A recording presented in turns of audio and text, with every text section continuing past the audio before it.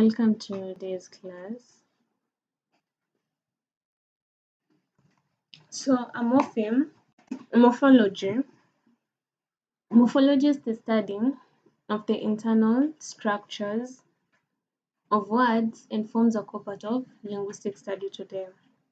So, the term morphology is a Greek and is a makeup of morph, meaning shape and form, and ology, which means the study of something.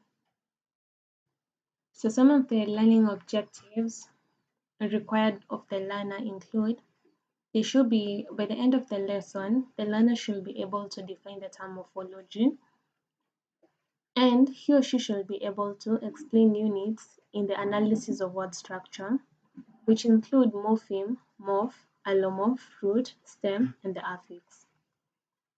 So we're going to come to definition of the concept morphology. It is a sub-branch of linguistics.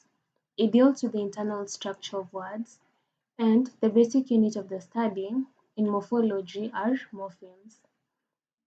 A morpheme is the smallest unit that has meaning or grammatical function. So there are two types of morphemes, and we've said that a morpheme is a meaningful morphological unit of a language that cannot be further divided. So the two types of morphemes include free morpheme and bound morpheme.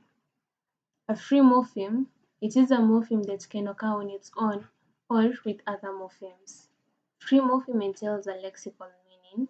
They include love, walk, book, person, or spoon. Whereas bound morpheme, it cannot occur on its own, but it is always attached to a free morpheme. Although it has a distinct meaning, the meaning is grammatical. However, a bound morpheme, when not attached to a free morpheme, its meaning becomes difficult to discern. Bound morphemes are also classified as affixes. They are used to show grammatical aspects such as tense, plural, progressive aspects, third person singular, or change of meaning, that is, from one word class to another.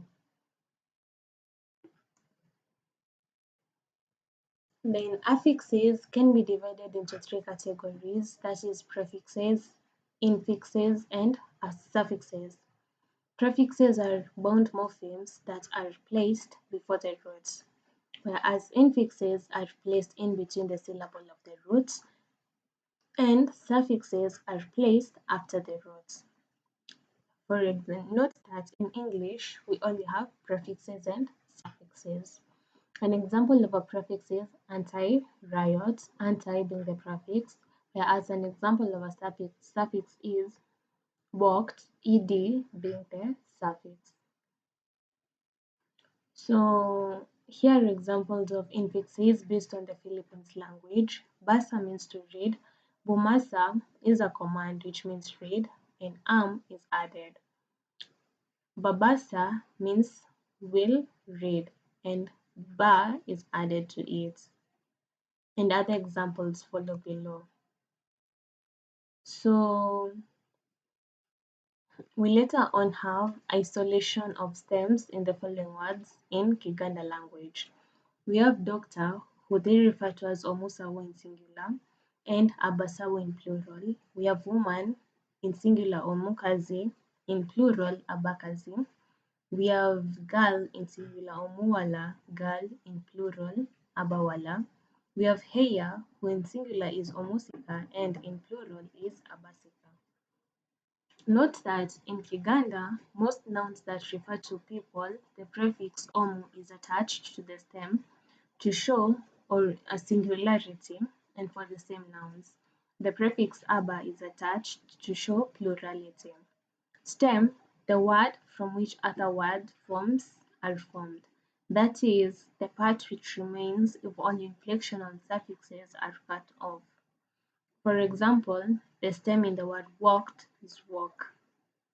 Base, on the other hand, is a general term that affixes can be attached to. A base can also be a stem. A base can consist of a singular root morpheme, for example, kind for kindness. But a base can also be a word that itself contains more than one morpheme. For example, in the word kind